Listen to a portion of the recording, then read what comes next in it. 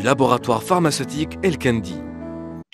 Bonjour à tous, bonjour à toutes, à tous ceux qui nous suivent sur ce plateau, donc à travers le web, à l'occasion de ce séminaire, de ce symposium virtuel pour le lancement, une toute première en Algérie, une forme LP d'un agoniste dopaminergique, Pramipexole LP, est là, et il est bien là, par les laboratoires El-Kendi en Algérie.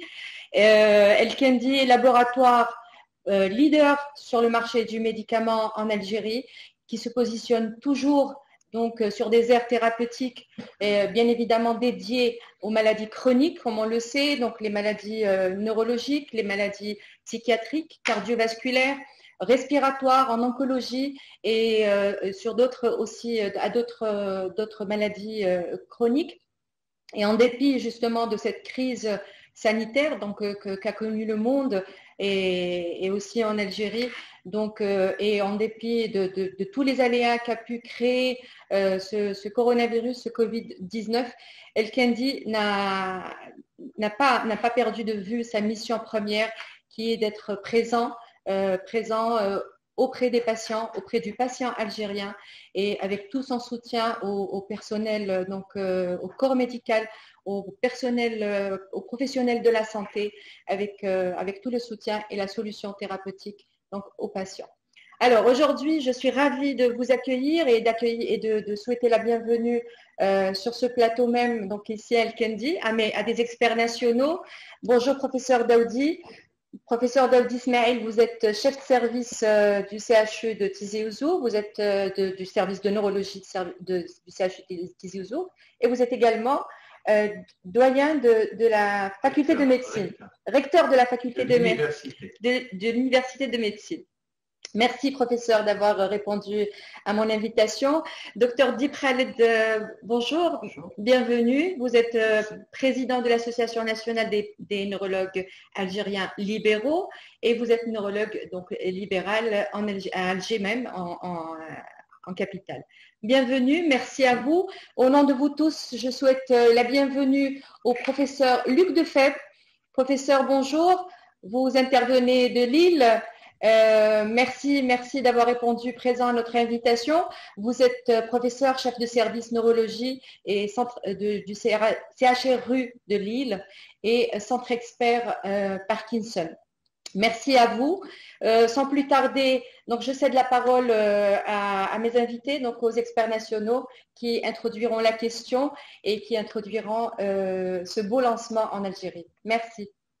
Merci, Nza. Donc, à mon tour d'abord de vous remercier pour cette initiative, cette louable initiative, et d'abord de souhaiter un grand bonjour à tous nos collègues neurologues et psychiatres qui assistent à ce webinaire. Un grand bonjour à mon ami Dr Di, et surtout un grand bonjour à notre ami Luc Defebvre qui répond toujours présent aux sollicitations de la neurologie algérienne, libérale ou hospitalo-universitaire. Donc, on te remercie encore une fois, Luc, pour tes efforts, tous ces efforts consentis durant ces années et aujourd'hui en pleine crise sanitaire. Je me permettrai aussi de remercier les laboratoires El-Kendi pour tous les efforts fournis durant des années et qui continuent à fournir les mêmes efforts pour le développement de la médecine et surtout de la neurologie dans notre pays. Donc, je me permettrai également de faire une petite pensée pour les collègues décédés du Covid en Algérie, pour tous les décédés de ce vilain virus, et notamment nos collègues médecins qui font face à cette pandémie avec beaucoup de courage. Donc, juste un petit bout par rapport à notre ami Luc Defebvre. Luc Defebvre est professeur en neurologie. Il est au service de neurologie et de pathologie du mouvement à Lille. Si je me rappelle bien, c'est service Salingro. Luc Defebvre est président du collège des enseignants de neurologie en France. Il est rédacteur en chef adjoint de la revue neurologique, mais il est également rédacteur en chef de la revue de la pratique neurologique. Donc, je pense que la question d'aujourd'hui est une question qui tient à cœur à beaucoup de neurologues, qu'ils soient libéraux ou hospitaliers. Et cette implication du laboratoire El-Kendi dans la commercialisation d'un médicament ô combien cher à nos praticiens, mais surtout cher à nos patients, donc nous permettra aujourd'hui, avec l'expérience du professeur Luc Defebvre, de mieux approcher la prescription et l'utilisation de cet agoniste dopaminergique. Donc, je cède la parole à mon ami Guy avant de laisser la parole au professeur Luc Lefebvre. Oui, alors d'abord, un grand bonjour à tous nos collègues. En particulier, je salue mes amis neurologues libéraux. Alors, je rejoins le professeur Daoudi pour remercier le laboratoire El-Kendi de nous permettre de nous inviter à modérer ce symposium qui est dédié au lancement des nouveaux médicaments en Algérie et le Doprexol. Aussi, je tiens à les remercier pour tous les efforts consentis pour la mise sur le marché de ce produit pour notre patient parkinsonien et aussi à nous permettre, nous, en tant que prescripteurs, d'avoir un large choix pour ces agonistes dopaminergiques pour améliorer la qualité de vie. Alors, nous avons le grand plaisir et l'honneur aussi aujourd'hui d'avoir un expert, le professeur Lefebvre de Lille, qui va aujourd'hui nous présenter quelle est la place du Doprexol LP dans la stratégie thérapeutique de maladie de Parkinson. Voilà. Je vous remercie et je laisse la parole. À toi la parole, Luc. Voilà. Merci beaucoup. Donc, bonjour à tous et merci pour votre invitation. J'y ai répondu avec beaucoup de plaisir. J'espère que nous aurons l'occasion prochainement de renouveler des réunions, mais bien sûr sur place, en Algérie ou dans une autre ville. C'est toujours un grand plaisir de venir chez vous pour votre accueil et les sessions très animées qui sont organisées. Donc, merci à toute l'équipe de Mme Boudaoud, tout le service technique et le laboratoire El-Kendi pour l'organisation de cette réunion et puis pour ces mots très amicaux, Ismaël et puis Khaled, pour introduire ce symposium. Donc, sans plus tarder, eh bien, je vous propose de débuter. Alors, je partage mon écran, je reviens un petit peu en arrière et nous allons donc pouvoir débuter pour... Vous me dites si ça passe bien, les diapos sont bien visibles? Oui, très bien. Voilà, donc pour parler de la place du Doprexol LP dans la stratégie thérapeutique de la maladie de Parkinson, donc une molécule de plus à votre disposition. Et bien sûr, pour les patients, on connaît bien maintenant les moyens de la stimulation dopaminergique pour contrôler les symptômes de la maladie de Parkinson, avec les 3-4 mêmes grandes classes médicamenteuses, la dopathérapie, les agonistes dopaminergiques, et vous en disposez de 2, donc le ropinirole et puis également maintenant le Doprexol, et puis ensuite les inhibiteurs de la monoaminoxydase B, la rasagiline, et puis Anicomt, l'antacapone. Et on verra que ces thérapeutiques peuvent être associées et ont un intérêt indéniable pour la prise en charge de la maladie de Parkinson. Alors voici le plan de ma présentation. Dans un premier temps, je vais aborder les études pivots sur le pramipexole, forme immédiate et forme LP. Ensuite, je ferai un petit focus sur les effets secondaires. Comme on le dit souvent, toute bonne thérapeutique qui a démontré ses effets a en contrepartie parfois des effets secondaires. Il faut bien les connaître pour pouvoir bien les manager. Ensuite, quelques slides sur les questions pratiques pour l'introduction de cette molécule. Et puis ensuite, quelques diapositives sur les stratégies thérapeutiques initiales à la maladie de Parkinson. Alors, la liste des agonistes dopaminergiques, elle est nombreuse, vous les connaissez, je les ai ici mentionnés sur cette diapositive. Et puis, vous avez vu, je me suis permis de barrer les dérivés de l'ergot de seigle. En France, la dopergine et le pergolide ont été retirés du marché. Le parlodel peut encore être prescrit, mais n'est plus utilisé, ce dérivé de l'ergot de seigle, en raison des risques de fibrose rétropéritonéale, même si c'est assez exceptionnel. Et maintenant, on se concentre sur les agonistes dopaminergiques. Et donc, j'ai mis en rose ceux dont vous disposez en Algérie, donc le keppnirol, le ropinirole, mais qui est à libération immédiate, et le Doprexol. Et là, on verra son intérêt indéniable puisqu'il s'agit d'une forme à libération prolongée. Alors, dans la troisième partie de cet exposé, nous reverrons la façon d'introduire cette thérapeutique et les différentes posologies qui sont à votre disposition. Cette petite diapositive est simplement pour introduire le sujet. Alors, les principales études, on va commencer par les études sur la forme à libération immédiate, l'étude Shannon, qui était une étude en monothérapie de patients parkinsoniens au stade débutant avec un suivi sur 6 mois. On verra que dans chacune des études que je vais vous présenter, le nombre de patients est tout à fait conséquent. La façon d'introduire le traitement sera toujours la même, par palier progressif, entre la posologie minimale, ici souvent exprimée sous forme de sel. On verra la forme SEL, on verra qu'ensuite on raisonnera plutôt sur la forme base, donc de la posologie minimale à la posologie maximale jusqu'à l'obtention de la dose optimale. Il s'agit ici d'une étude contre placebo menée sur une période de titration de 7 semaines. Alors, on verra que dans toutes les études, les périodes de titration sont souvent assez longues. Elles permettent une meilleure tolérance, ce qui est assez logique, puis ensuite une période d'entretien sur 24 semaines. Le critère principal d'efficacité dans cette étude était les 2 scores UPDRS 2, activité de la vie quotidienne, et la partie 3 motrice, que vous connaissez bien.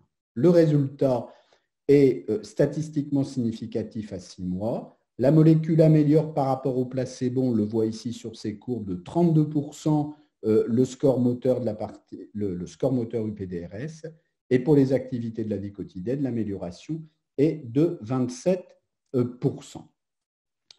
Ensuite, une deuxième étude, l'étude CALM-PD, qui, elle, a évalué l'effet de la molécule dans la prévention des complications motrices. On sait que c'est une problématique essentielle dans la prise en charge de la maladie de Parkinson, donc chez des patients qui n'avaient pas encore été traités par L-Dopa. Donc, il s'agit d'une étude versus levodopa en groupe parallèle avec un suivi de 4 ans sur un groupe de 301 patients.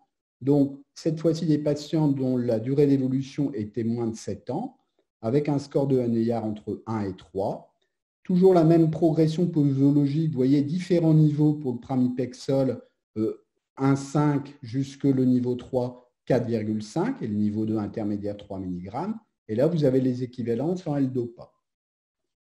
Je précise, et ça on verra, c'est intéressant à la fin pour les équivalences de doses, que finalement, quand on compare un niveau 1 de L-Dopa 300 mg à un niveau 1 de pramipexole forme SEL 1,5, on favorise un petit peu l'effet de la dopathérapie dans cette étude, mais on verra que les résultats restent significatifs et tout à fait intéressants. Donc, durée 2 ans, puis extension en double insu à 4 ans, la période de titration et la période de suivi. Et là, les critères principaux d'efficacité, c'est logique, puisqu'on cherche à retarder l'apparition de complications motrices. Eh bien, celles-ci sont définies comme soit des fluctuations de fin de dose, c'est la complication motrice souvent la plus précoce, soit des dyskinésies, c'est souvent la complication qui arrive dans un second temps, ou soit des phénomènes on-off qui traduisent là des variations de l'état moteur beaucoup plus importantes et souvent plus invalidantes. Eh bien, dans ce travail, on montre qu'à 2 ans, mais aussi à 4 ans, le pramipexole à libération immédiate retarde de façon significative la survenue des complications motrices, les 3 précédemment mentionnées. Vous voyez ici le pourcentage de patients qui ont présenté une première complication motrice, 1 patient sur 2 sous levodopa, alors uniquement 1 patient sur 4 à 2 ans dans le groupe Cifrol, et à 4 ans, 3 patients sur 4 dans le groupe levodopa ont une complication, et uniquement 1 patient sur 2 dans le groupe Cifrol. Alors, aux doses utilisées, la réduction du handicap moteur est moindre avec le pramipexole. Donc, on sait la puissance d'effet de la dopathérapie, mais petit rappel, dans les niveaux de dose, je pense qu'on a un peu favorisé la dopathérapie par rapport au Cifrol, ce qui peut expliquer cette différence d'efficacité sur le handicap. Maintenant, si on décompose les 3 complications motrices, les fluctuations de fin de dose, les dyskinésies et les fluctuations de type on-off, eh bien, le Cifrol réduit de façon significative la survenue des dyskinésies et des fluctuations de fin de dose par rapport à la levodopa. On voit ici les différences significatives, mais il n'y a pas de différence pour les phénomènes on-off. À 2 ans, 1 patient sur 2 sous Cifrol n'a toujours pas recours à la dopathérapie, et à 4 ans, 1 patient sur 4 n'a toujours pas recours à la dopathérapie. Ça, c'est toujours intéressant quand on se projette, quand on introduit cette thérapeutique en monothérapie chez un patient. Là, c'est à libération immédiate, on verra que ça peut être la même chose pour la libération prolongée. On a une idée du délai pendant lequel, statistiquement, le patient pourra suivre cette monothérapie. Bien entendu, cela dépend aussi du handicap moteur à l'introduction du traitement. Qu'en est-il maintenant à un stade plus avancé de la maladie lorsque le pramipexole est associé à la levodopa-thérapie avec ici un suivi qui a été effectué sur 6 mois, vous voyez de nouveau, avec un groupe conséquent de patients, 360. Bien entendu, puisqu'on a un stade plus évolué, vous voyez que ce sont des parkinsoniens diagnostiqués ici depuis plus de 9 ans. et qui présentent des complications motrices non contrôlées par la dopathérapie. Donc, fort logiquement, des stades de Honeyard plus élevés. Et on voit ici la façon d'introduire de nouveau progressive du pramipexole avec une titration sur 7 semaines et un suivi sur 24 semaines. Le critère principal d'efficacité, c'était cette fois-ci les moyennes des variations des scores UPDRS2, les activités de la vie quotidienne, en période on et en période off, et les variations de la partie 3 en période on. On voit ici l'efficacité du cifrol sur cette symptomatologie en association à la dopathérapie. On voit qu'à 6 mois, le cifrol améliore significativement la motricité du patient par rapport au groupe placebo. Et il en est de même, le cifrol en association améliore aussi nettement le score d'activité de la vie quotidienne. On a à chaque fois le pourcentage d'amélioration dans ces deux situations. Le cifrol en association à la L-Dopa va diminuer les périodes off par rapport au groupe placebo, vous voyez, avec une différence de 31%.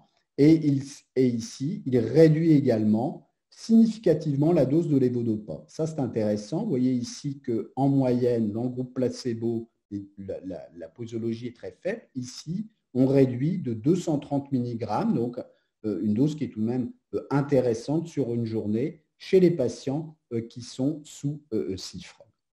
Donc, vous voyez un effet aux différents stades de la maladie, une efficacité aussi pour prévenir la survenue des complications motrices et des dyskinésies. Et ici est résumé sur cette slide cette efficacité du pramipexole par rapport à la dopathérapie sur la prévention de survenue des dyskinésies. Et on a des résultats qui sont comparables par rapport à d'autres agonistes, l'europinérol et ici le pergolide.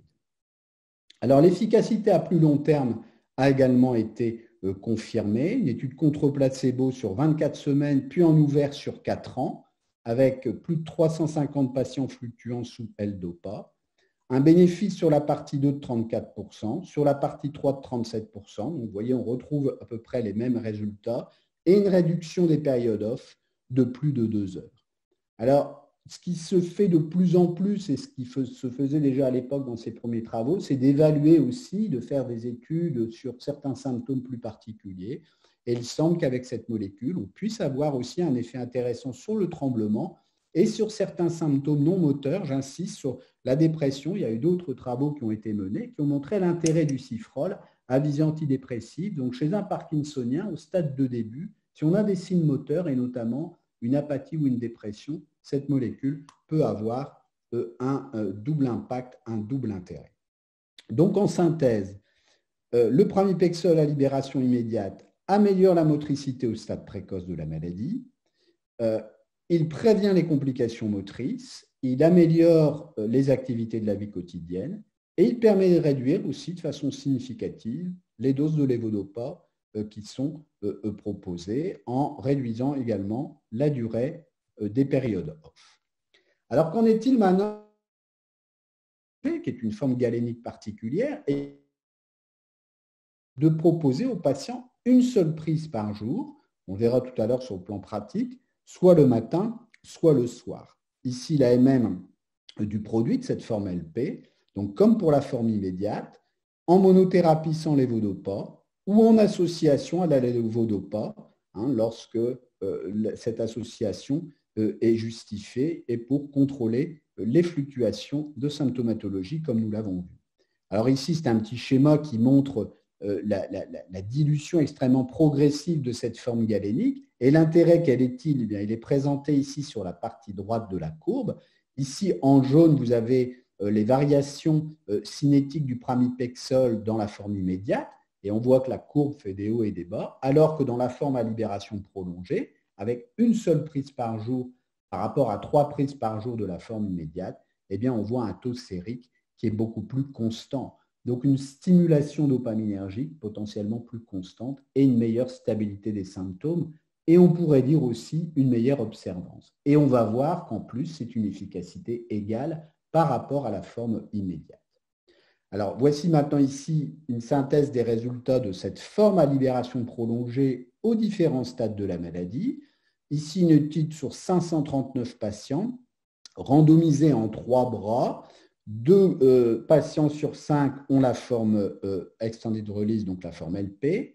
2 sur 5 ont la forme à libération immédiate et un patient sur 5 reçoit le placebo. Et donc, vous voyez bien sûr toujours la progression posologique qui se fait sur une période de 7 semaines. Les critères d'inclusion de cette étude, ce sont des patients qui ont été diagnostiqués depuis moins de 5 ans, avec des stades de Neillard de 1 à 3. S'ils ont eu de la L-DOPA, ils ont dû l'avoir de façon extrêmement courte, uniquement quelques mois. Et d'autres molécules peuvent être acceptées, des anticholinergiques, l'amantadine ou les inhibiteurs de la monoamine oxydase B. Les caractéristiques de la population, qui est comparable dans les 3 groupes, donc fort logiquement des patients qui sont au stade de début de la maladie, avec un stade de Neillard qui est souvent assez faible, et ici un regroupement de la partie 2 et de la partie 3, c'est à mon avis pas toujours la meilleure façon de faire, parce qu'on mélange un score qui reflète l'activité de la vie quotidienne à un score moteur d'évaluation par le médecin, mais comparable ici dans les 3 groupes.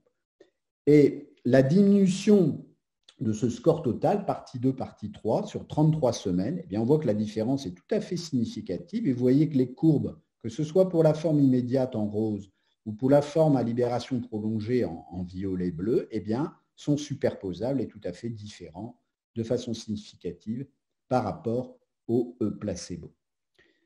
Étude maintenant à un stade plus avancé, avec cette fois-ci 517 patients et 3 bras, soit la forme immédiate, soit la forme retardée, soit la forme placebo, avec toujours la même titration.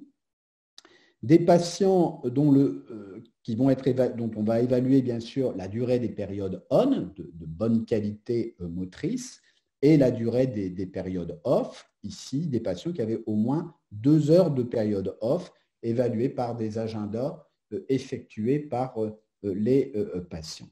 Alors la durée de maladie est comparable dans les 3 groupes et fort logiquement puisqu'on a un stade plus évolué, on a une durée qui est un petit peu plus prolongée, vous voyez en moyenne entre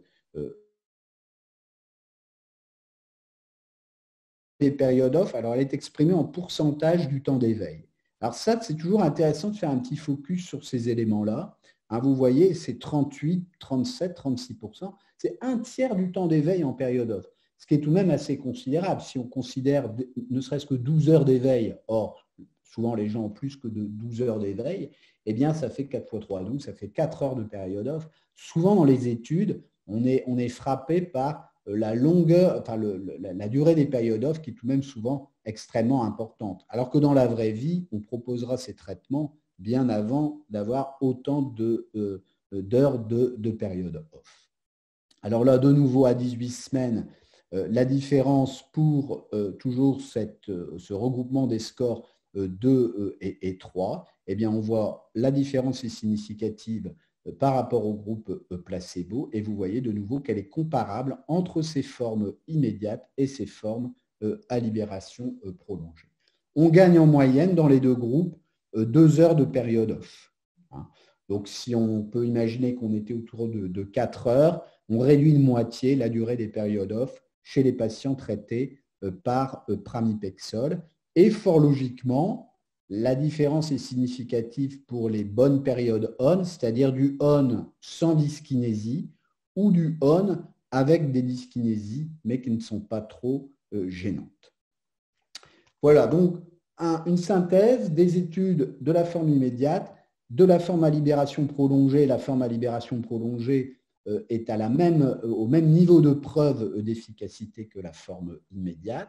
Je pense que vous ne disposez pas de la forme immédiate, mais la substitution d'une forme immédiate à une forme à libération prolongée peut d'ailleurs être fait du jour au lendemain.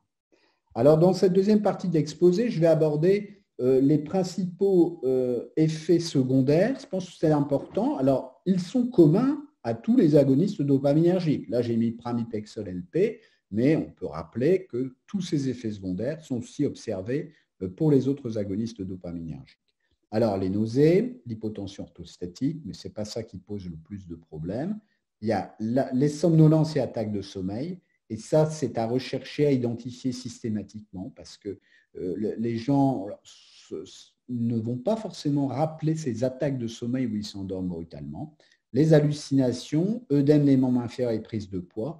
Et puis, je vais faire un petit focus sur les troubles du contrôle des impulsions, dont on a peut-être parfois sous-estimé la fréquence, dont l'intensité peut être très variable d'un patient à l'autre, mais qui méritent toute notre attention et doivent être recherchés de façon systématique. On considère que tout trouble du contrôle des impulsions confondu, on est à peu près à un cas sur 5, de ce qui n'est même pas négligeable.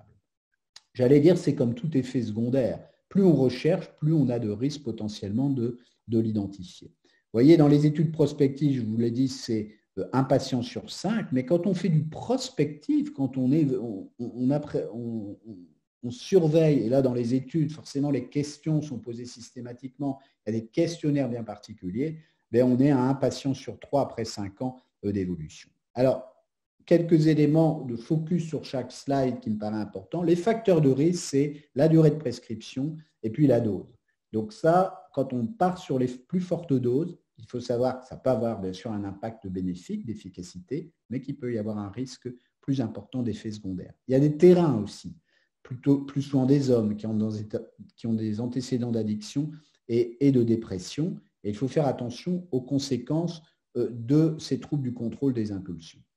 Donc, vous voyez, tout à l'heure, je vous ai dit à 3 ans, ça c'est l'étude de la cohorte française, des patients qui ont moins de 5 ans du début de maladie, qui sont évalués annuellement, 60 ans en moyenne, suivi moyen sur 3 ans, et 86% ont reçu au moins une fois des agonistes. Et vous voyez, quand on compare les courbes d'apparition de ce trouble du contrôle des impulsions en rouge chez les patients sous agonistes ou en bleu chez les patients, enfin en gris, qui n'ont pas d'agonisme, on voit la différence significative qui croît avec le temps, c'est-à-dire que le risque est beaucoup plus élevé sous agoniste que chez les patients qui n'ont pas d'agoniste et qui sont uniquement sous dopathérapie, même si le risque n'est pas nul.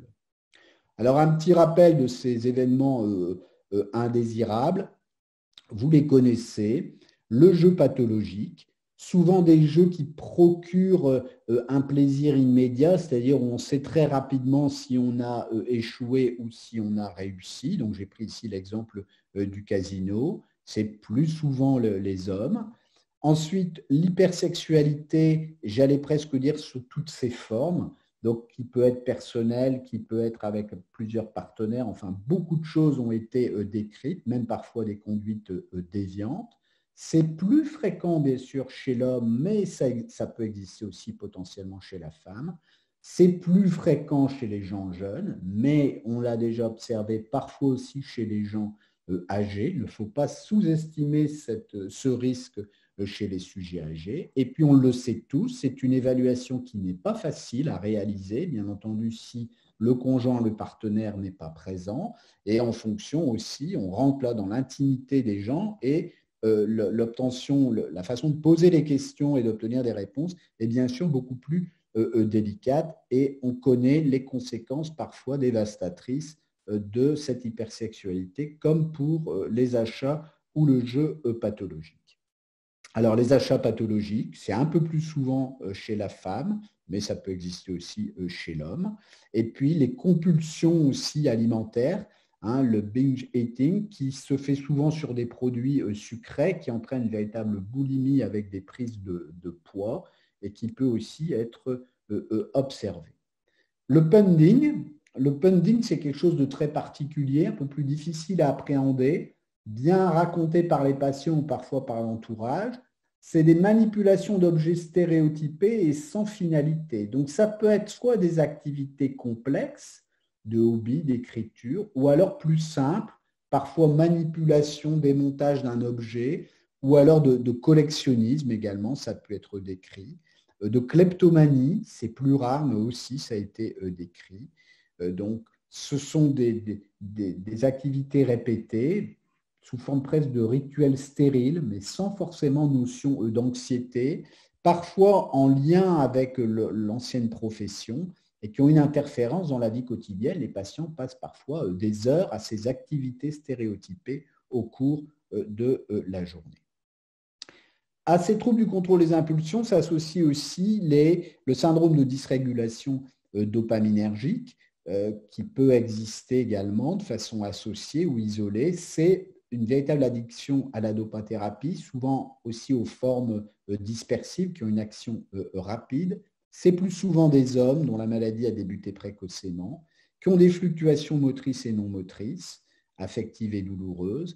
Et c'est en fait une sorte de fuite en avant pour éviter, c'est des patients qui ont une véritable peur, phobie des périodes off, que vous ne voyez jamais en période off pendant vos consultations, qui sont toujours en période on potentiellement avec des dyskinésies, qui ont la boîte de dopa dans la poche pour en prendre très régulièrement pour éviter d'être bloqués, quitte à être dyskinétique et de retirer aussi une sorte de bénéfice sur le plan thymique ou comportemental, des gens qui ont une fuite des idées, qui sont parfois un peu euphoriques, voire hypomanes, avec également des hallucinations. Il y a souvent un terrain dépressif et addictif sous-jacent. Il y a beaucoup d'automédication. Ce sont des gens qui pratiquent le nomadisme médical pour essayer d'obtenir un maximum de médicaments, d'ordonnances, d'effectuer aussi un petit peu des réserves médicamenteuses. Et donc, c'est une véritable addiction qui n'est pas facile à contrôler parce qu'on n'est plus là dans le trou du contrôle des impulsions et ces patients ont besoin aussi d'une dopathérapie. Donc, ça peut être une indication notamment de la stimulation cérébrale profonde. Alors, en cas de trouble du contrôle des impulsions, eh bien, ça dépend de l'intensité, bien sûr. Soit l'intensité est modérée et on peut surveiller ou réduire la dose. Quand c'est une forme sévère, on peut parfois proposer un changement d'agonisme, mais le plus souvent, c'est tout de même l'arrêt des agonistes dopaminergiques. Il va falloir équilibrer le traitement puisque le risque, c'est bien sûr que la situation motrice s'aggrave et donc d'augmenter la dopathérapie secondairement.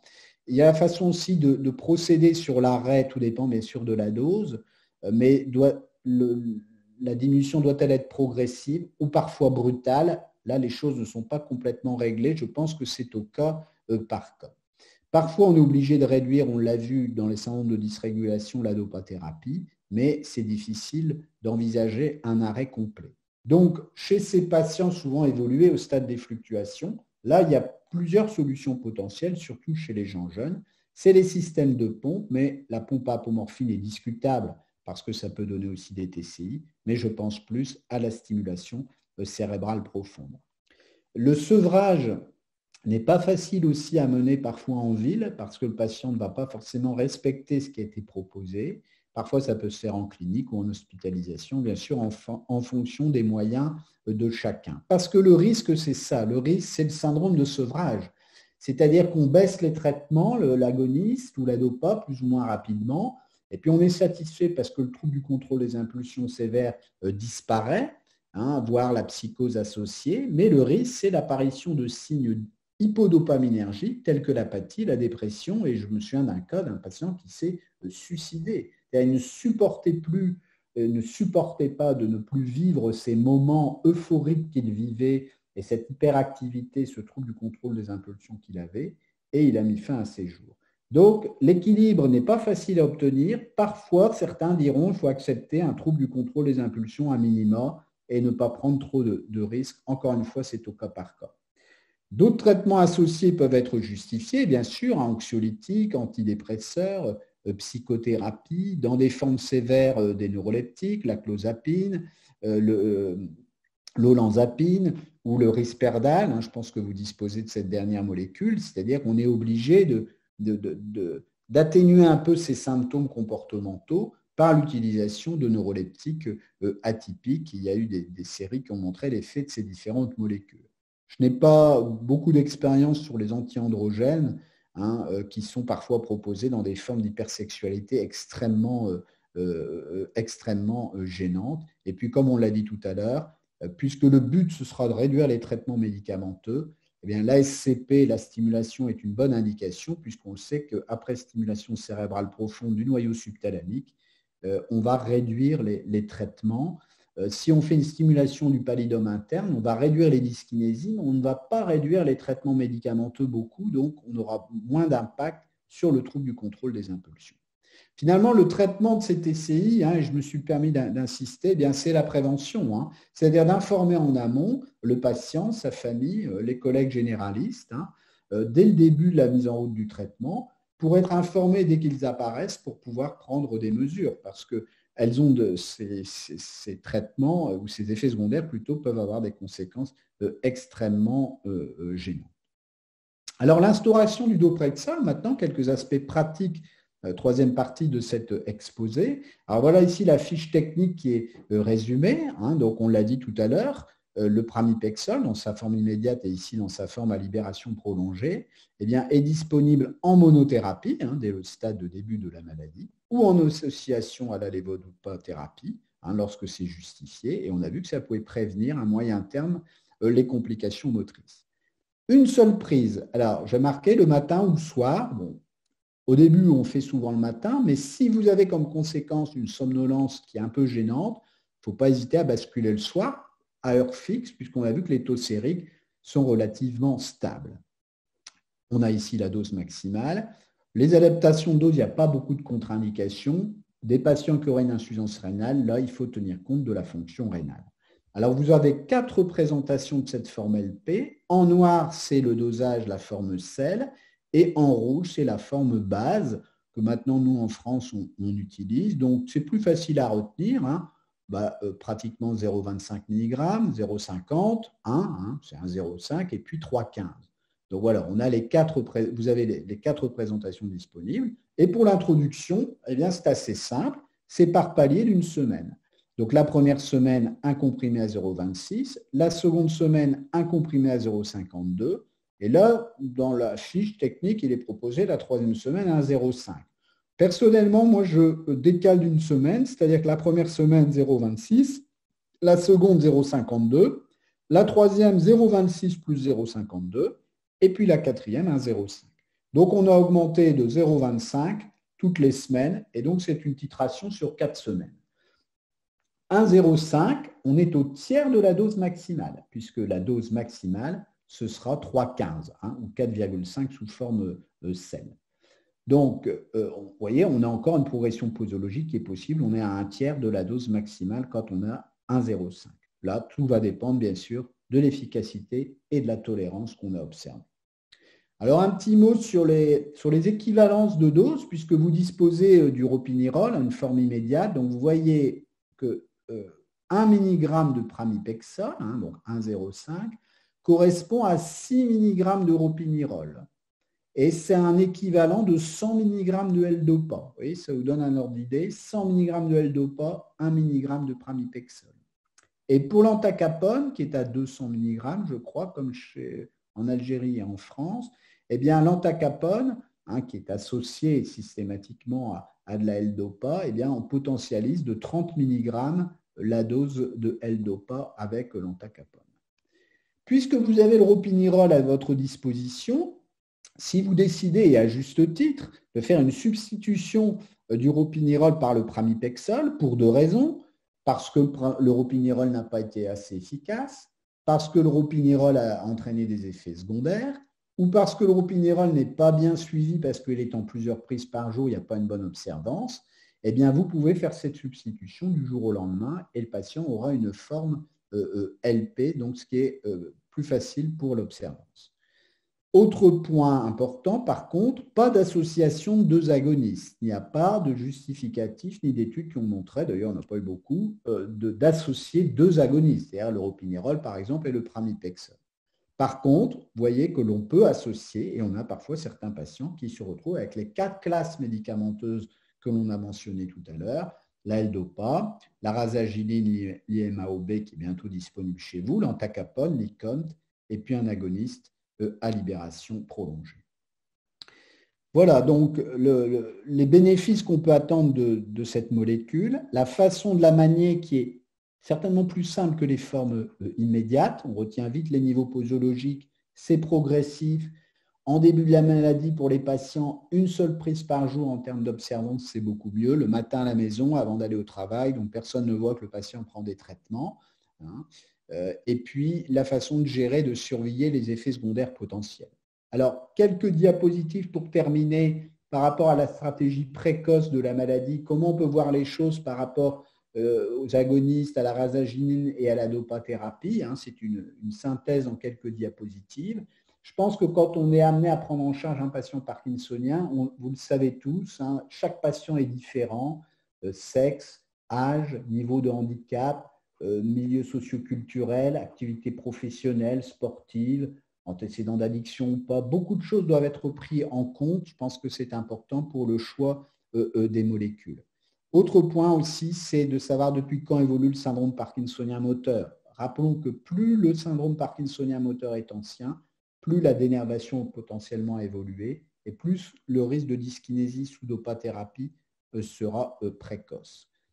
Les phénotypes, il peut y avoir des subtilités bien sûr sur ces phénotypes. On sait que par exemple les formes trémulantes justifient parfois des doses de L-Dopa plus élevées, voire sont parfois un peu résistantes à la dopathérapie.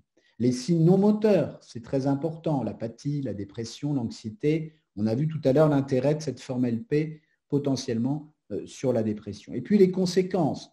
On a une intensité de symptômes, on a vu par la partie 3, ou un retentissement sur les activités quotidiennes, la partie 2. Mais quel est le retentissement de ces symptômes en termes de qualité de vie? On peut simplement poser la question, comment cela altère-t-il votre qualité de vie? Il y a parfois des gens qui disent, je ne suis pas gêné du tout. D'autres, je suis gêné psychologiquement uniquement. D'autres, je suis vraiment gêné physiquement, de façon minime, modérée ou sévère.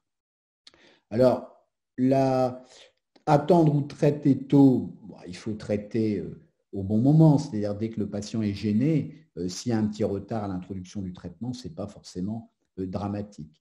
Rappelez aussi à tous nos patients que quelle que soit la molécule utilisée, eh bien, il y aura un délai d'action, un délai d'efficacité. On l'a vu tout à l'heure dans les titrations qui sont sur quelques semaines.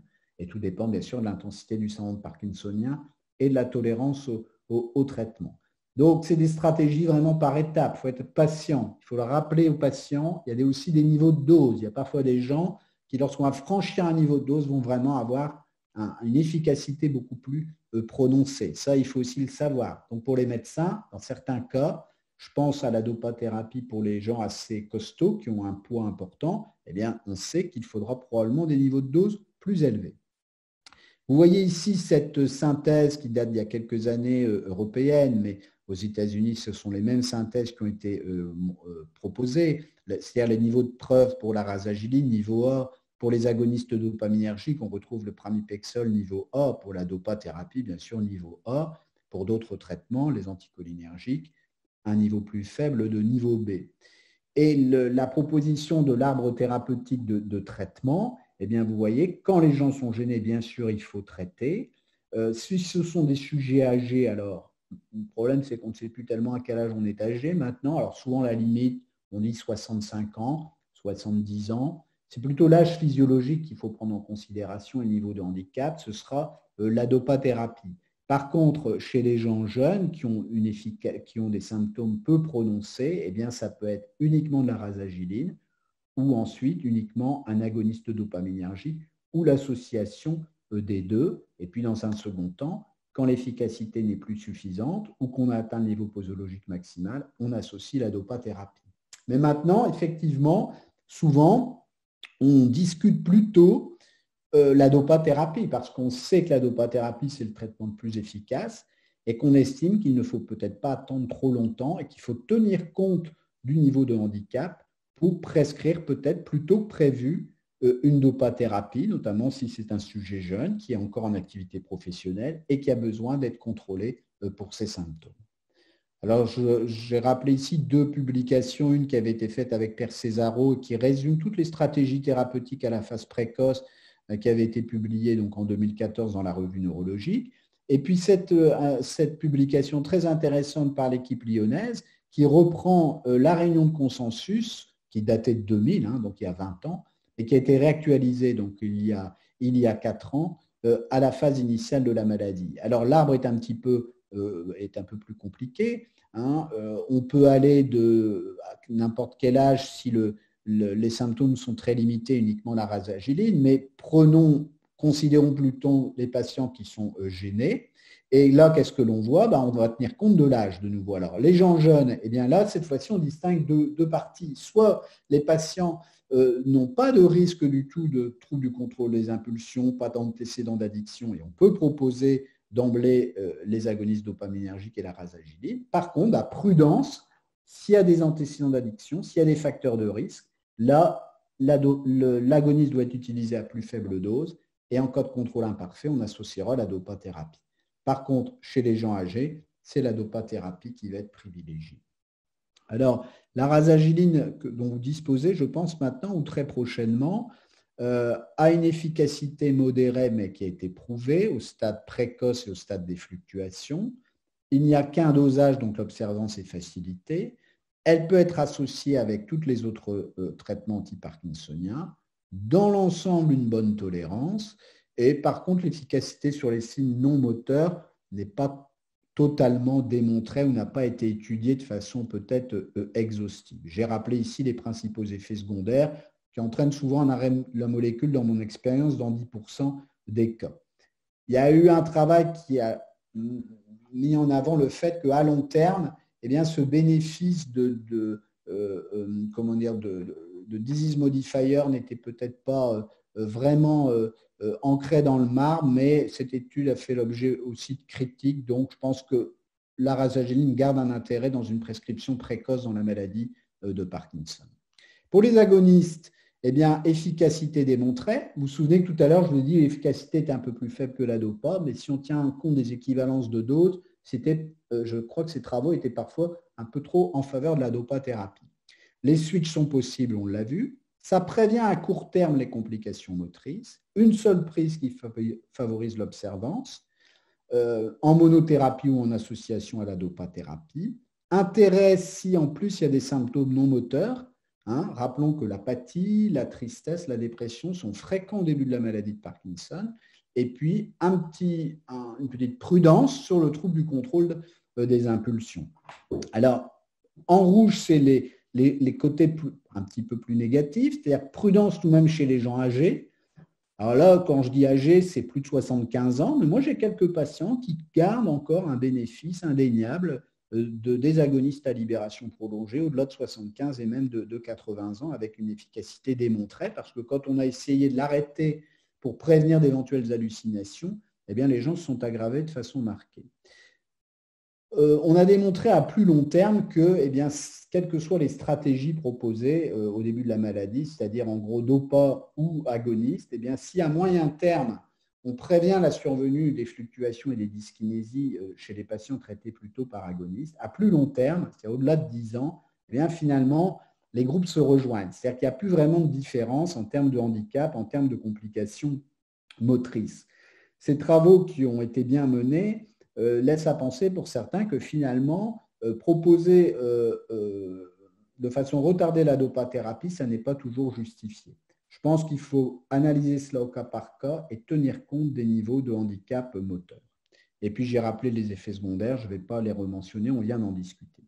Alors, la dopathérapie, vous le savez, c'est le gold standard, c'est le médicament le plus efficace. Inconvénient, c'est qu'il y a plusieurs prises par jour obligatoires, donc ça peut créer des limites. Ça peut être prescrit à tous les âges. On y aura recours plus précocement si le handicap est important. Alors, ce risque de dyskinésie, on sait, il existe. Alors, vous voyez, là, j'ai mis ça en italique parce qu'il y a parfois des collègues qui disent finalement, la dopa étant le plus efficace, quel que soit l'âge et même chez quelqu'un de jeune, je vais mettre une dopathérapie. Donc, le patient va être satisfait très, très vite. Il aura un contrôle pendant X mois ou années. Ces X mois ou années, vous n'avez pas d'éléments pour les déterminer a priori, c'est-à-dire vous ne pouvez pas dire au patient, oui, pendant 2 ans, ça va être parfait. Tout est possible, c'est-à-dire que parfois des dyskinésies peuvent apparaître de façon au bout de quelques années, mais parfois au bout de quelques mois. Et ça, vous ne pouvez pas le pressentir, sauf si la maladie évoluait déjà depuis longtemps ou si vous utilisez d'emblée des très fortes doses. Alors certains disent, moi je ferai ça, puis quand il sera dyskinétique et gêné, on lui proposera d'être opéré et tout sera réglé. Et ça veut dire qu'on fait un choix a priori, c'est-à-dire qu'on impose potentiellement à un patient le risque qu'il développe des dyskinésies précocement, et de l'obliger, entre guillemets, à se faire opérer, ce qui n'est pas forcément évident pour tout le monde et ce qui n'est pas accessible d'ailleurs partout. Les petites limites, plusieurs prises. Donc l'observance n'est pas toujours si bonne que ça chez les parkinsoniens. J'ai rappelé les effets secondaires et les risques de dyskinésie qui dépendent, on le sait maintenant clairement, de la dose et de la durée de la maladie en lien avec la dénervation dopaminergique. Voilà les messages essentiels de cette présentation. Donc l'intérêt, on l'a vu, des agonistes dopaminergiques à libération prolongée qui apportent indéniablement un avantage par rapport aux formes immédiates. La meilleure observance, je pense que c'est vraiment important. Ça peut être prescrit à tous les stades de la maladie. Ça peut être associé à tous les antiparkinsoniens, DOPA, rasagiline, antacapone, anticholinergiques. Et puis, ne pas oublier, mais comme pour toute molécule, la surveillance des événements indésirables et l'action de prévention qui permettra d'éviter parfois des difficultés que l'on aurait pu éviter. Voilà, je vous remercie pour votre attention et puis je suis à votre disposition pour répondre aux questions ou écouter d'autres commentaires.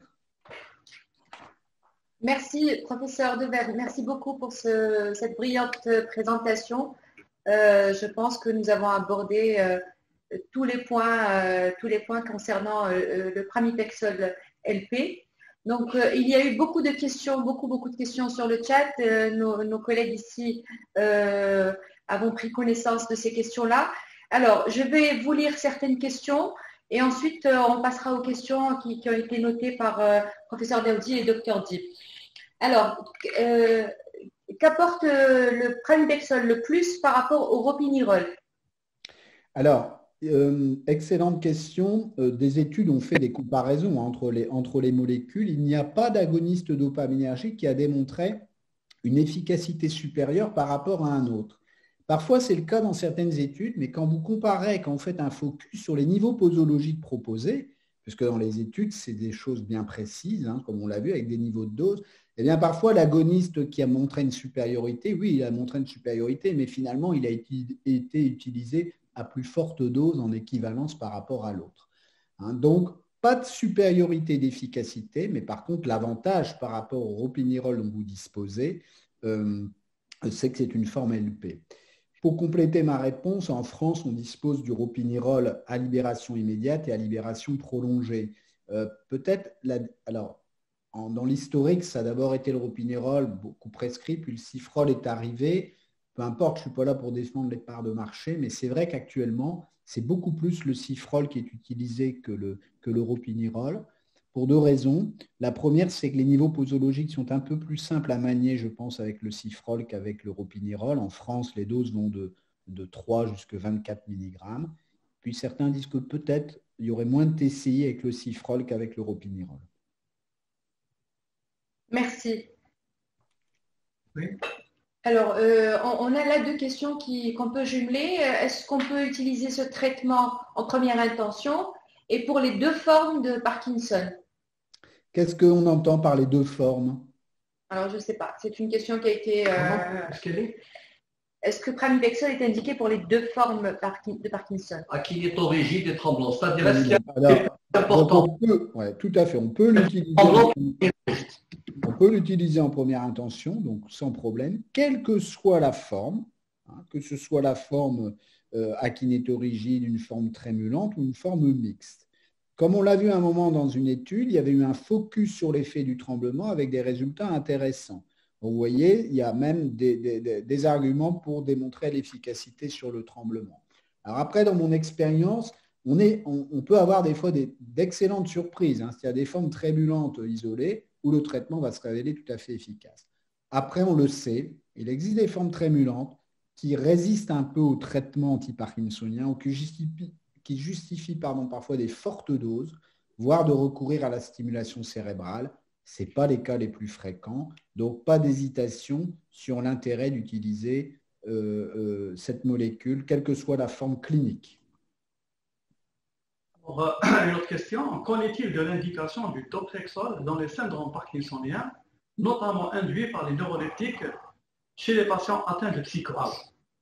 Alors, Premièrement, ce médicament, chez les gens qui ont un syndrome parkinsonien lié aux neuroleptiques, clairement, d'abord, il n'y a pas eu d'études et il n'y a pas d'efficacité prévisible, puisqu'il n'y a pas de déplétion. La déplétion dopaminergique, elle est liée aux médicaments neuroleptiques, elle n'est pas liée à un phénomène de dénervation, donc l'indication n'est pas justifiée. Alors, certains proposent parfois tout de même, pour compenser, des traitements par dopathérapie dans ces syndromes parkinsoniens iatrogènes. C'est certainement préférable d'envisager une dopathérapie que de prescrire un agoniste dans ces formes-là. Parce que là, les risques de psychose et de troubles du comportement chez des gens qui déjà en souffrent potentiellement sont accrus. Donc, la réponse est à éviter. Alors, il y a une autre question qui revient. Indication chez le parkinsonien jeune pour les agonistes dopaminergiques type pramipexole. Je rajoute une question qui est intéressante parce qu'on commence à avoir de plus en plus de femmes jeunes et la grossesse. Si tu peux nous préciser l'utilisation de la forme LP pour la grossesse. Oui, alors pour la grossesse, souvent les médicaments antiparkinsoniens, et notamment les agonistes, sont potentiellement contre-indiqués, tout simplement parce qu'il n'y a pas eu d'études. Il n'y a pas eu d'études chez les femmes enceintes ou les femmes allaitantes. Donc le risque, il n'est pas vraiment, il n'est pas déterminé. Et de quand il n'est pas déterminé, on dit a priori c'est contre-indiqué. Alors c'est vrai que j'avoue qu'on n'a pas été souvent confronté à cette problématique. Donc je n'ai pas d'expérience personnelle sur le sujet. Par contre, l'intérêt d'un agoniste chez quelqu'un de jeune, intérêt et inconvénient. Intérêt, efficacité, donc ça a été démontré. Deuxièmement, monothérapie, donc une seule prise. Donc quand on débute une maladie jeune, eh bien n'avoir qu'une prise par jour, c'est même beaucoup plus facile en termes d'observance. Ensuite, les deux petits bémols, c'est les attaques de sommeil et les TCI. Alors l'attaque de sommeil, d'abord, ce n'est pas du tout constant, tous les patients n'ont pas ça, mais il faut prévenir le patient. Alors moi, je me souviens de patients qui me disaient, oui, moi j'ai parfois des attaques de sommeil, c'est-à-dire que pouf, je pique du nez. Mais le jour où je me déplace, parce que je dois prendre ma voiture pour le travail ou autre, je ne prends pas mon agoniste. Et finalement, comme c'est des formes LP, ça dure encore un peu, il ne s'aggrave pas du jour au lendemain, et je n'ai pas de problème de sommeil ce jour-là. Puis après, je le reprends. Après, il y a des gens qui n'ont pas du tout de somnolence ou d'attaque de sommeil, ou lorsqu'ils le prennent le soir, ils ne souffrent plus de somnolence diurne. Donc, c'est OK. S'ils sont un peu dépressifs ou apathiques, eh bien, c'est intéressant. Après, c'est le risque du TCI. Et donc, quelqu'un de jeune, un homme ou une femme, c'est sûr que les 3 TCI principaux, l'hypersexualité, les achats et les jeux, ça peut être un risque, donc il faut en discuter. Ça, il ne faut pas négliger parce que vous pourrez peut-être avoir le risque de certains patients qui, sur le plan moteur, vont être parfaits, vont avoir une efficacité remarquable du traitement, mais qui a un TCI sous-jacent qu'on méconnaît ou qu'on sous-estime. Donc, feu vert, mais prudence et prévention par interrogatoire systématique des TCI et information avant de mettre en route le traitement. Madame, monsieur, ce traitement peut être efficace et bien vous corriger, mais sachez que parfois, chez certains patients, il y a tel trouble. Soyez pas étonnés si ça survient. Il faut m'en reparler, il faut en parler à votre médecin traitant. Il ne faut pas le cacher.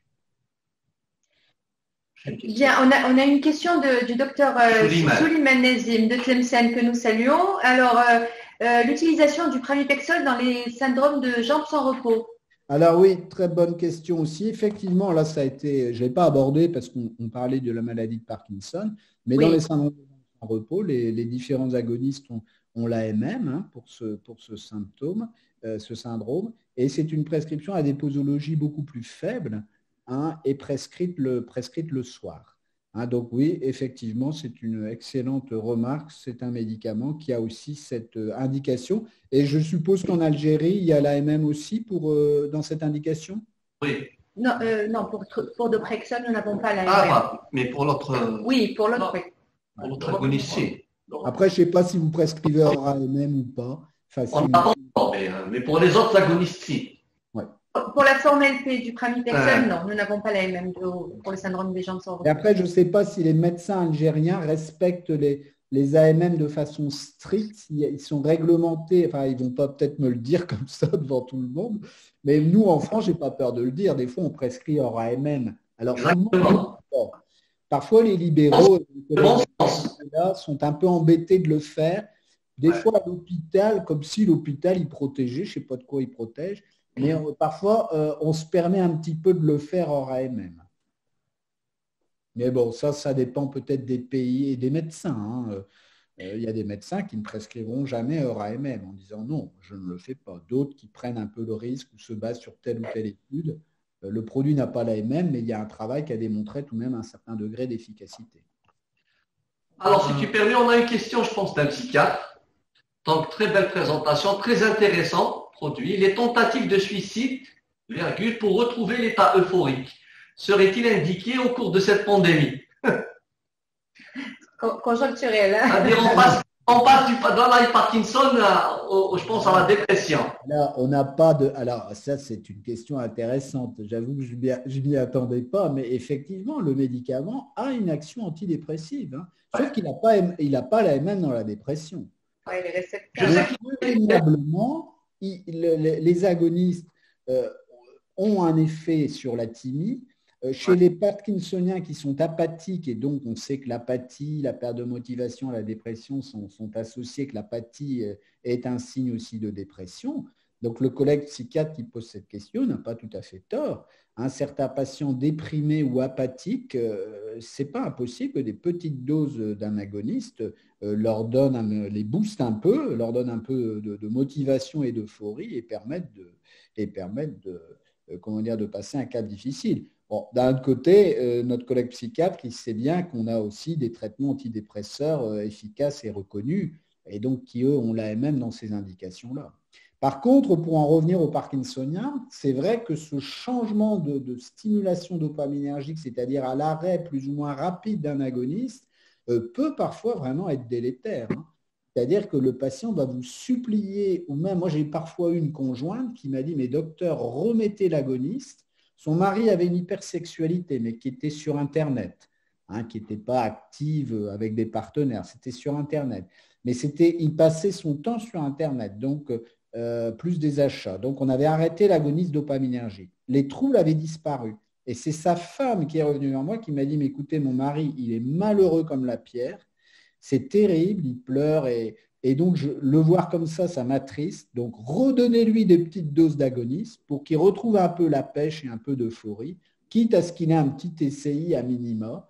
Et c'est ce qu'on a fait. On a redonné des doses, mais plus faibles qu'avant. Il a repris un petit TCI, mais minime. Et bon, il était heureux comme ça et sa femme était satisfaite. Mais vous voyez, ça, c'est un peu du cousu humain. Hein, c'est au cas par cas. Mais prudence à l'arrêt brutal, parce que là, il y a un risque de tomber en off comportemental avec des risques de dépression sévère et de suicide. Juste pour ajouter un mot, Luc, par rapport aux agonistes dopaminergiques et notamment le pramipexole, il y a, pour notre ami psychiatre, il y a des papiers publiés sur l'intérêt des agonistes dopaminergiques dans certaines dépressions rebelles ou pharmacorésistantes, c'est-à-dire ne répondant pas aux inhibiteurs de la recapture de la sérotonine. Et deuxièmement, dans les syndromes bipolaires. Moi, j'ai eu la chance d'assister une fois à une présentation où on a cité effectivement les agonistes comme solution dans les formes des syndromes bipolaires rebelles au traitement. Mais ça rejoint un peu ce que tu disais. Il n'y a pas de certitude, on va dire, dans ces actions. Ouais, mais pour nous, neurologues, c'est vraiment intéressant parce que comme on connaît l'importance des signes non moteurs dans la maladie de Parkinson et notamment ces signes non moteurs comportementaux du off, hein, la dépression, l'apathie, l'anxiété, le repli sur soi, là, c'est vraiment la molécule, elle a un double intérêt. Et il faut le dire aux patients, c'est un argument supplémentaire de prescription de ce traitement. Mais j'ai juste petite réflexion, Luc, si tu peux me corriger. C'est qu'on a tendance souvent à confondre apathie et dépression. Alors que l'apathie, c'est plutôt elle qui est présente dans les prodromes. Oui. Même si on a des formes avec mode dépressif, mais l'apathie a plutôt un autre mécanisme d'action. C'est plutôt pas cette dysrégulation sérotoninergique, voire même dopaminergique. Pour expliquer aux collègues que c'est deux choses différentes. Ouais, c'est deux choses différentes. Ce n'est pas les mêmes armes thérapeutiques. Non. Et souvent, c'est confondu. Ce n'est pas les mêmes armes thérapeutiques et les gens vont mettre ça sous le vocable de dépression. Il faut essayer d'identifier les choses et donc de prendre le temps. Donc, c'est vrai que ce n'est pas toujours évident. On peut s'aider de l'échelle, la partie 1 de l'échelle MDS-UPDRS, elle est bien faite. C'est les activités non motrices de la vie quotidienne. Et il y a un item sur l'apathie, un item sur la dysrégulation dopaminergique, un sur l'anxiété, un sur la dépression, un sur la mémoire, la cognition, et puis le dernier sur les hallucinations. Donc, par quelques questions, on peut identifier l'intensité de ces différents symptômes. Et comme tu l'as dit fort logiquement, le caractère prodromal, c'est-à-dire c'est des choses qui existent parfois déjà depuis plusieurs mois ou années avant que les signes moteurs apparaissent. Merci. Non. Dernière question. Une autre question. Oui, une autre question, toujours du docteur Suleiman. Existe-t-il une différence d'efficacité entre les types d'agonistes dopaminergiques? J'ai déjà répondu à ça. Oui, il avait répondu. Les différents agonistes, non, mais certains patients, alors non dans les études. Ça, je pense qu'aussi c'est important de parler. Il y a les études, puis il y a la vraie vie. D'abord, les patients qui sont dans les études, ce n'est pas des patients, ils ne les inventent pas, c'est des vrais patients, bien entendu. Mais c'est toujours des patients un peu particuliers. C'est des patients d'abord qui sont extrêmement évalués sur toutes les cultures et très régulièrement. Ce sont des patients volontaires. Enfin, ce n'est pas toujours les patients lambda, c'est-à-dire ce n'est pas forcément des patients que vous voyez. Donc, il y a les résultats des études, mais après, il y a la vraie vie. Et moi, j'ai déjà constaté chez certains patients que, indéniablement, un agoniste dopaminergique s'était révélé beaucoup plus efficace qu'un autre. Voilà, à équivalence de dose. Alors, c'est peut-être pas dans les études, mais dans la pratique, c'était vrai. Donc, comme vous avez deux agonistes, il ne faut pas hésiter à éventuellement substituer. Après, bien sûr, là, le Doprexol a un avantage puisqu'il est à libération prolongée, c'est une seule prise par jour. Mais ce qu'il faudra tenir compte, c'est des niveaux de dose. Parce que parfois, ça n'a pas été efficace, mais parce qu'on n'a pas osé monter en dose. Donc, rappelons-nous les doses à chaque fois. Si c'est un niveau de dose trop faible, il ne faut pas être surpris s'il n'y a pas d'efficacité suffisante. Alors, une autre question. Alors, pour les attaques de sommeil, est-ce qu'on peut donner du modafinil? Oui, alors on peut, oui, effectivement, on peut. Même pour l'apathie, d'ailleurs. Oui, on peut donner du modafinil, oui, c'est vrai. D'accord. On peut le faire. Je pense qu'il faut évaluer l'intensité, la fréquence et les répercussions des attaques de sommeil. Quand le patient vous dit « oui, moi j'ai une attaque de sommeil », ils ne disent pas « attaque » parce que ce n'est pas un terme qui est utilisé par les gens. Les gens disent « je pique du nez » ou « je m'endors brutalement ».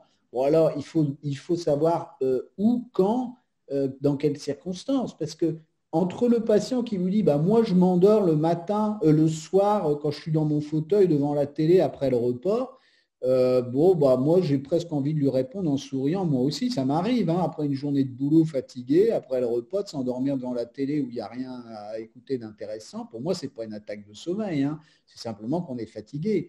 Par contre, si là, brutalement, alors que je suis en train de faire l'exposé avec vous, pouf, je pique du nez, ça, c'est une vraie attaque de sommeil. Je suis avec des collègues ou je suis en réunion, ou voilà, et puis d'un seul coup, pouf, je pique du nez. Je me souviens de ce patient, il disait, voilà, je suis avec des amis, on est autour de la table, on discute, et puis à un moment, pouf, voilà, j'ai la tête qui tombe, je m'endors. Ça, c'est pas pareil, et je ne vous parle pas au volant. Donc, bien préciser les choses. Je ne sais pas si je comprends pas. Bien, merci professeur. Moi, je voudrais intervenir, Luc, et partager avec toi une réflexion, bien évidemment, avoir l'avis de tous, mais surtout ton approche. Donc, je sais que tu travailles beaucoup sur la maladie de Parkinson. Il y a pratiquement 3 à 5 fois plus de Parkinson en Europe qu'en Afrique. Je sais que tu le sais aussi, il y a une différence en matière de prévalence, même en Afrique, entre l'Afrique du Nord et subsaharienne. Nous, en Algérie, on est approximativement on a un peu plus de 50 000 Parkinsoniens. Et depuis quelques années, on voit beaucoup plus de Parkinson précoce. Donc, première problématique sur laquelle je voulais revenir et en débattre avec toi. Et deuxième problématique, je pense que c'est la situation actuelle que vit la planète et notamment, je pense, nos deux tourments, puisque tu t'occupes de Parkinson et beaucoup de collègues ici s'occupent de Parkinson, c'est cette notion d'anosmie, qui est un signe, comme tu l'as si bien dit, non moteur, très fréquent dans la maladie de Parkinson, mais qu'on voit actuellement dans cette fameuse pandémie de Covid. Donc, j'aimerais que tu nous dises un mot, puisque beaucoup de gens, je sais que tu as travaillé longtemps sur l'encéphalite léthargique polyconomo, donc cette histoire de neuroinflammation ou de neuroinvasion du système nerveux par un trigger viral. Donc, je voudrais avoir ton approche. Et que penses-tu de ces approches actuelles sur cette hypothétique évolution vers une maladie neurodégénérative, notamment la maladie de Parkinson, chez ces patients qui gardent l'anosmie? Et troisième point sur lequel des collègues m'ont interpellé, donc justement, c'est certains patients qui ont de l'anosmie ou de la constipation ou des troubles du comportement du sommeil, dans cette période ou en dehors de cette période, aurais-tu essayé ces agonistes dopaminergiques? Je ne sais pas, j'ai posé plusieurs questions. Pour la dernière question, non, je n'ai pas testé. Pour la question intermédiaire sur l'anosmie, c'est effectivement quelque chose de très intéressant. Je ne pense pas qu'on ait encore la réponse par rapport à la pandémie. On connaît la fréquence, hein, on le sait, de cette hyposmie et anosmie chez les patients qui souffrent de la Covid. On sait que chez certains, ces troubles de l'odorat se corrigent, mais pas tout de suite, mais se corrigent. Et il y a d'autres qui, pour l'instant, gardent des séquelles avec cette perte d'odorat. Donc, ce qui va être intéressant, c'est d'apprécier, bien entendu, ça on est tout à fait d'accord, l'évolution à moyen ou à long terme. Et ça, je pense que les gens qui ont publié sur le sujet et qui ont fait des cohortes, on aura certainement la réponse dans les prochaines années. Et j'espère au mon Dieu qu'on ne retombera pas dans la même problématique, effectivement, que l'encéphalite de Faune-Economo, où des gens ont développé ensuite des syndromes parkinsoniens. Donc ça, c'est l'avenir qui le dira. L'anosmie dans la maladie de Parkinson, c'est bien connu, c'est pratiquement 8 patients sur 10. Ça fait partie de la phase prodromale. Et quand on interroge un patient au début de la maladie qui tremble, qui a un syndrome parkinsonien typique, et on lui parle de son odorat, une fois sur deux, même 2 fois sur 3, il nous dit « Ah, mais l'odorat, il y a longtemps que je n'ai plus d'odorat, hein, ou que je ne sens pas bien les odeurs. » Donc ça, on le sait, cette hyposmie ou cette anosmie, elle est très fréquente. On sait, on appréhende par quel mécanisme elle apparaît, hein, qu'il y a une dégénérescence qui se fait au niveau du bulbe olfactif. Hein. On sait que les lésions vont partir du bulbe et ensuite vont évoluer de façon ascendante. On incrimine les pesticides, c'est-à-dire ces phénomènes d'inhalation ou d'un toxique, hein, d'inhalation et aussi potentiellement ces lésions au niveau du microbiote, au niveau de la flore intestinale et donc qui par voie ascendante vont aussi remonter. Ce qui est clair, c'est que par contre, ce n'est pas un signe qui est corrigé par les traitements dopaminergiques. C'est-à-dire qu'on va corriger les signes moteurs, on l'a dit tout à l'heure, le syndrome akinétorigide, le tremblement, on va corriger la dépression, l'apathie, voilà. Mais l'odorat, il ne bouge pas. D'ailleurs, les troubles du contrôle les troubles du comportement en sommeil paradoxal qui sont aussi très, très précoces et très fréquents, et vous le savez que quand un patient souffre d'hyposmie ou d'anosmie et d'épisodes de cauchemar qui sont liés avec un trouble du comportement en sommeil paradoxal, on sait que la prévalence d'apparition d'une synucléinopathie, c'est-à-dire maladie de Parkinson, AMS ou à démence à corps de Lewy, augmente de façon constante avec l'évolution.